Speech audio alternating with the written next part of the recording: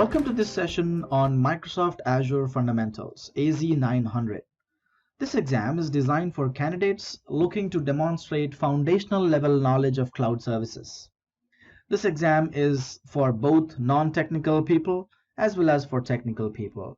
For those who would like to understand how various cloud service offerings in Azure work together, for people who are involved in selling and purchasing cloud-based solutions, for people with technical background who need to validate their foundational level of knowledge around cloud service offerings provided by Azure. In this course, we'll learn about various cloud concepts, such as the benefits the cloud services will provide to your infrastructure, the differences between private, public, and hybrid computing, what are the differences between IaaS, PaaS, and software as a service.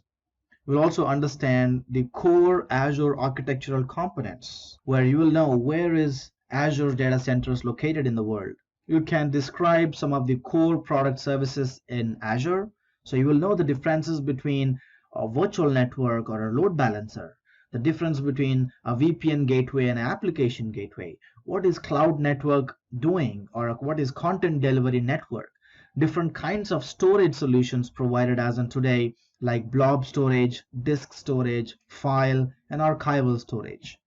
You'll also learn about the REST APIs that can be run on an Azure background with Azure CLI or PowerShell. Are there any advisory tools available in Azure? Can we use them to provide recommendations to make our infrastructure better in Azure?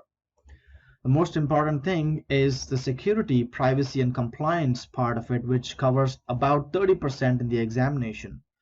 We'll understand different kinds of firewalls, how Azure is protecting against DDoS attacks, and what are our responsibilities as far as protection security is concerned. We can also describe different tools like Azure Security, Key Vaults, Azure Information Protection, and Azure Threat Protection. How about compliance?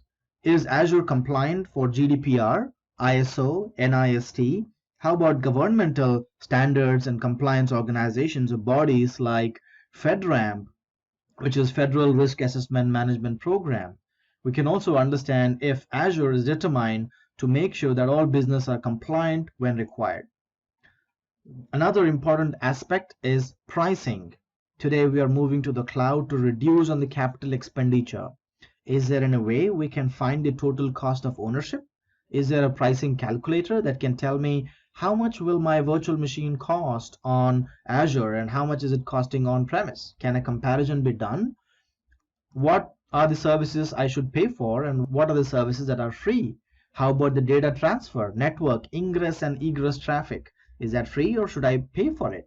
So we'll understand how Azure does the cost management and also how you can do chargeback to your businesses. It's also important to understand the life cycle in Azure, when services are being provided, when new features are being rolled out to Azure. How do we implement them in our cloud infrastructure? How do we monitor the feature updates? How can I raise a ticket to Microsoft just in case if I ever have issues? This is a foundational level course in Azure, one of the first entry-level certification, which will help you understand the cloud concepts, the Azure service offerings that it's providing as on today, security, privacy, compliance, and trust options it has, and also, not the least, Azure pricing and support.